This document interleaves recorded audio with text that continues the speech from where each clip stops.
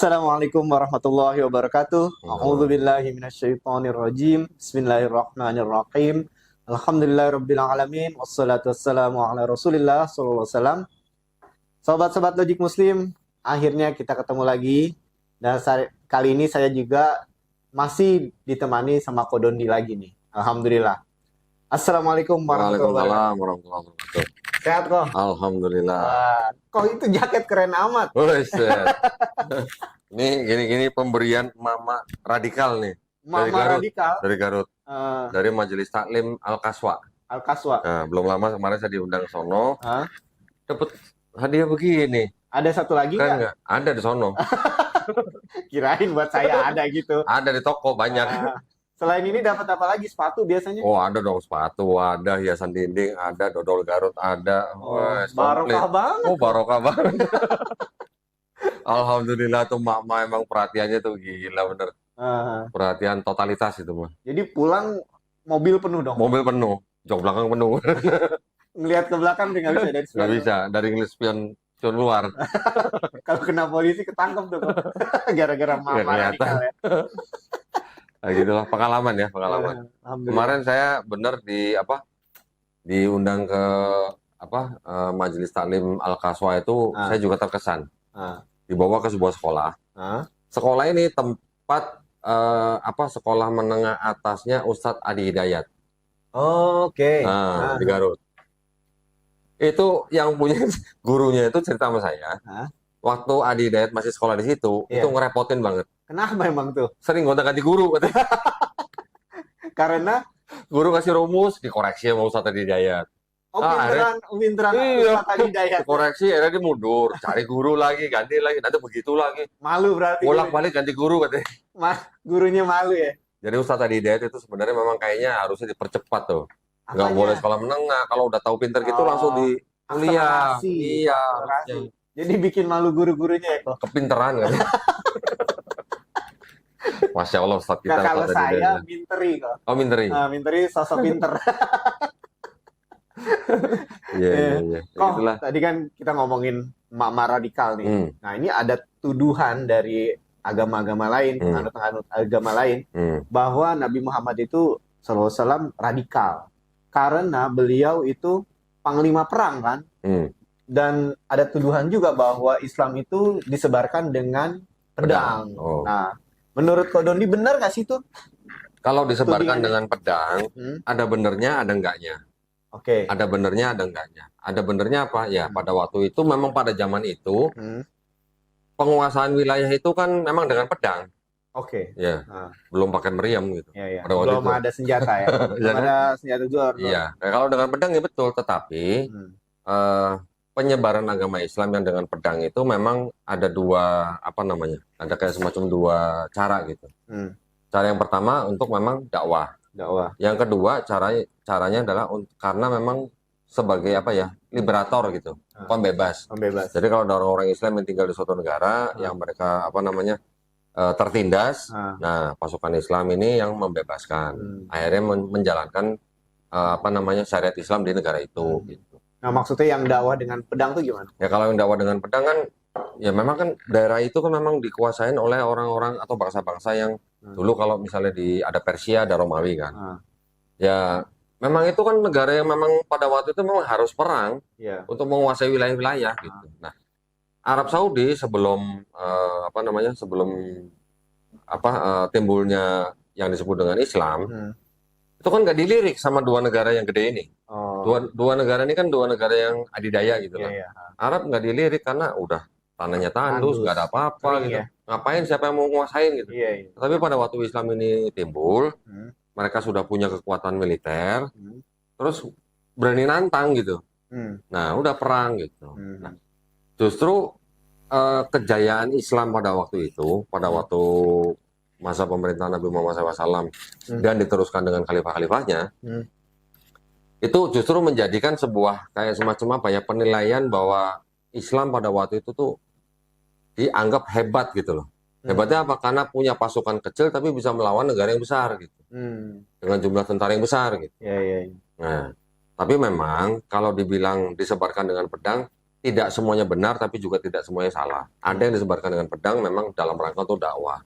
Tapi kalau yang lainnya adalah untuk membebaskan orang-orang Muslim di suatu negara yang tertindas. Dengan Gitu. pengertian begini nggak sih, dakwah dengan pedang tuh masuk Islam nggak loh? Masuk Islam nggak loh gitu? Nggak ada. Kan Nggak ada. pengertiannya begitu, pengertiannya Bukan. orang-orang Nih, dakwah dengan pedang tuh kan masuk Islam nggak loh? kalau di Islam gini, begitu ada pasukan Islam yang masuk ke dalam suatu negara, Hmm. penduduk-penduduk yang tidak mau masuk tidak mau masuk Islam Nah, diberi pilihan. nah, Lo mau tinggal di sini tapi bayar jizyah, jizyah. atau lo mau keluar dari sini, Hmm. nggak dibunuh.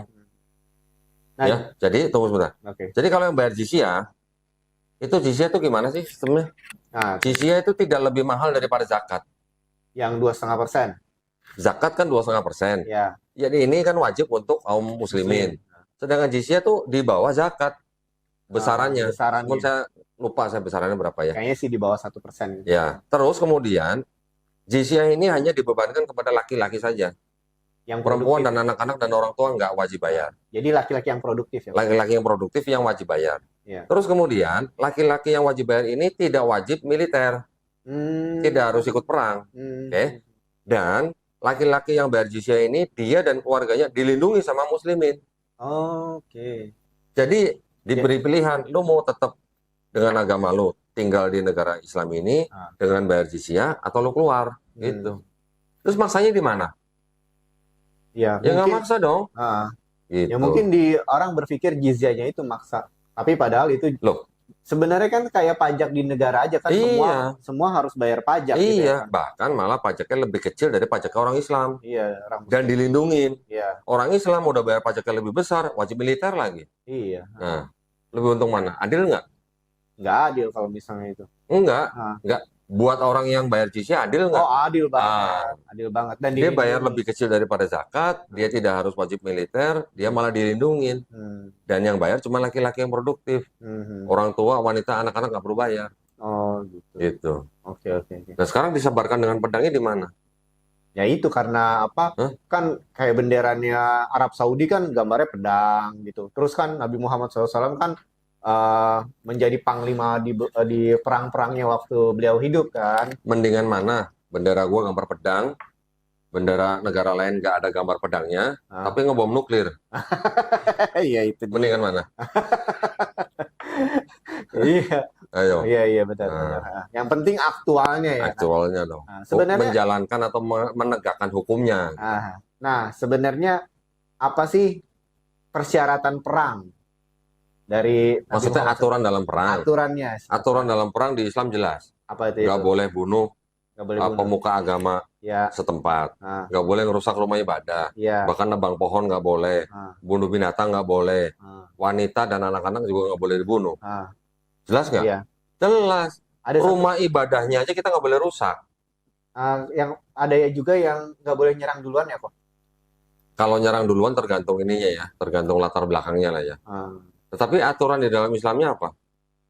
Orang tua nggak boleh dibunuh, wanita dan anak-anak nggak boleh dibunuh, rumah ibadah nggak boleh dirusak, binatang nggak boleh dibunuh, bahkan tanaman aja nggak boleh ditebang.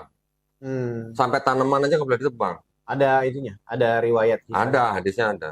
Itu dari zaman sejak Khalifah Abu Bakar memimpin perang, itu aturan sudah ditegakkan. Seperti itu. Dan itu sebenarnya jadi piagam PBB ya? Iya, itu cikal bakal dari jadi ini aturan-aturan perang yang ada sekarang gitu. Itu diambil. Nah, ini salah satunya apa kita belajar bahwa ternyata piagam PBB itu diambil dari peraturan perang. Banyak hukum dalam Islam yang diambil oleh negara sekuler. Banyak, termasuk hukum waris. Diambil nggak? Diambil. Nikah juga ada sebagian yang diambil. Gitu. Nah sekarang kalau di Bible gimana? Wanita yang belum bersetubuh dengan laki-laki yang boleh hidup, yang sudah pernah bersetubuh bunuh. Wah, ngeri amat itu. Anak-anak bunuh, binatang bunuh, keledai, unta sapi, itu harus dibunuh. Salahnya keledai apa gitu harus dibunuh gitu. Ya, coba tanaman gitu. Bahkan yang dibilang ada ayat yang bilang yang bernafas dibunuh. Ngeri amat. Ada ayatnya. Kita lihat. Nah, jangan asal ngomong loh kalau nggak ada datanya, nggak ada. Samuel 15:3. Bacain dah. Jadi ini 1 Samuel 15 ayat 3. Hmm. Jadi pergilah sekarang, kalahkanlah orang Amalek, tumpaslah segala yang ada padanya. Dan janganlah ada belas kasihan kepadanya. Bunuhlah semua, laki-laki maupun perempuan, kanak-kanak maupun anak-anak yang menyusu, lembu, kanak-kanak maupun anak-anak yang menyusu, lembu maupun domba, unta maupun keledai. Salahnya keledai apa coba harus dibunuh? Nggak tahu. Mungkin karena pernah menunggangi orang-orang Kanaan, Amalek kali ya. Nah itu. Kok sadis itu ya kok? Ya sekarang gini, kita balikin ya. Tapi apakah itu Saudara kita yang Kristen menganggap Yesus adalah Tuhan. Tuhan ya? Ya. Tuhannya ini kan berarti kan sama atau satu dengan Tuhan yang disebut dengan Tuhannya bangsa Israel. Benar. Betul kan? Benar. Nah perintah ini itu perintah dari Tuhan kepada Nabi Musa. Ya. Nabi Musa turunkan perintah ini kepada bangsa Israel. Ya. Berarti apakah yang memerintahkan ini Yesus?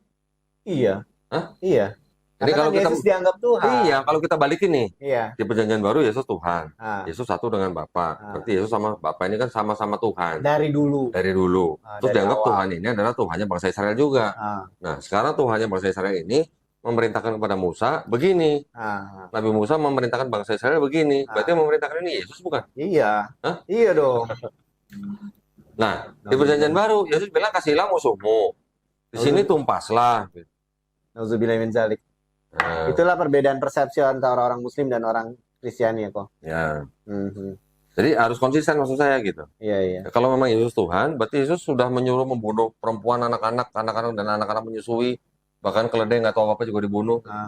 Nah, ada tuh kok di komen Logic Muslim yang bilang gini, saya nggak pakai namanya perjanjian lama. Nah, kalau nggak pakai kok ada di kitabnya? Nah, saya karena itu sudah nggak terpakai untuk sekarang gitu. Jadi jadi jangan ngomongin saya tentang perjanjian itu lama. Kenapa nggak dibuang? Ya saya bilang begitu gitu. Saya bilang begitu. Tuh lihat tambahin lagi. Ulangan 20 ayat 16. Ulangan 20 ayat 16. Tetapi dari kota-kota bangsa-bangsa itu yang diberikan Tuhan Allahmu kepadamu menjadi milik pusakamu. Janganlah kau biarkan hidup apapun yang bernafas. Waduh. Keledai juga bernafas, makanya dibunuh. Harusnya bakteri juga ya kok. Bakteri, virus-virus, gimana bunuhnya tuh kok? Nah, gimana? Akhirnya dinuklir kali. Nah, itu. Jadi nggak ada yang bernafas sama sekali tuh kalau dinuklir. Kalau di Islam malah ada aturannya, nggak boleh ya bunuh orang tua, pendeta, rumah ibadah nggak boleh dihancurin, binatang nggak boleh dibunuh, tanaman aja nggak boleh ditebang. Ada juga kisahnya yang Nabi Muhammad SAW lagi jalan, terus bilang sama pengikut sahabatnya jangan lewat situ karena ada semut nanti injek gitu. Bisa, ya. Itu juga ada. Nah, tapi kalau begini kita bandingkan begini, Man. Berarti ini yang nyuruh Yesus berarti? Hah? Iya. Katanya Yesus kan Tuhan. Iya, dari dulu. Berarti yang nyuruh ini Yesus berarti?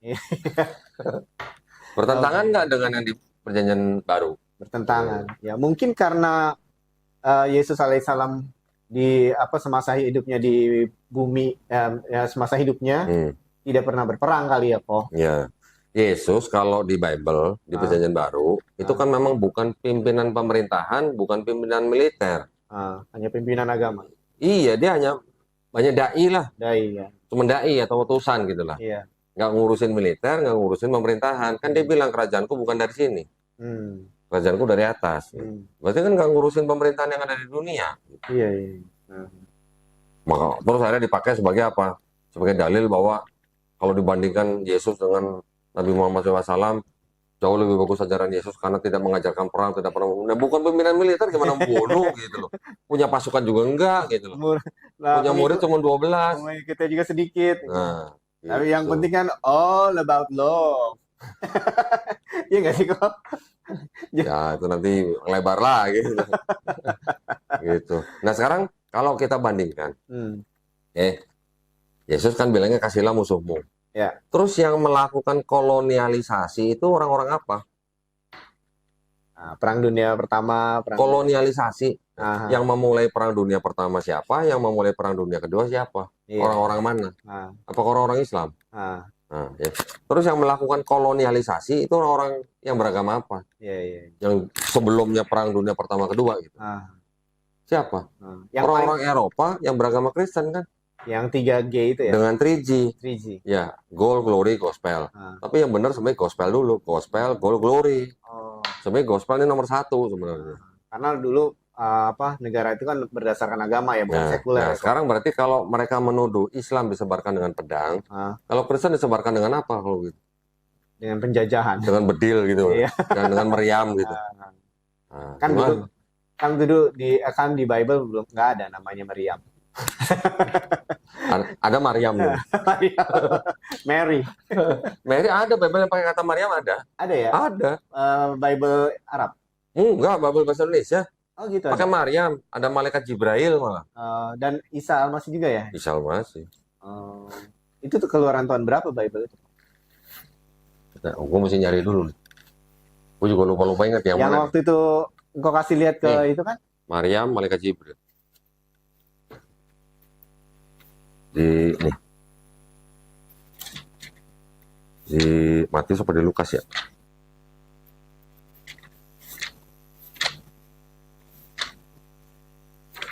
Ini keluaran berapa kok? Sebentar, gue cari dulu. Lukas apa Matius gue lupa. Bentar. Ini Bible Indonesia nih ya kok? Bahasa Indonesia. Bahasa Indonesia ya?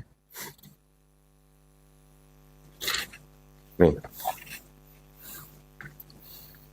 malaikat apa?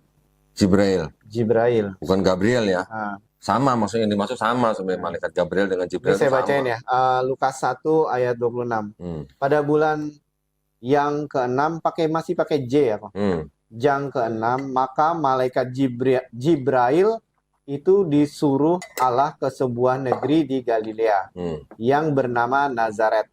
Nah, ayat ke-27. Kepada seorang perawan yang bertunangan dengan seorang laki-laki bernama Yusuf, keturunan Daud, maka nama perawan itu Siapa? Maryam. Coba di zoom. Maryam.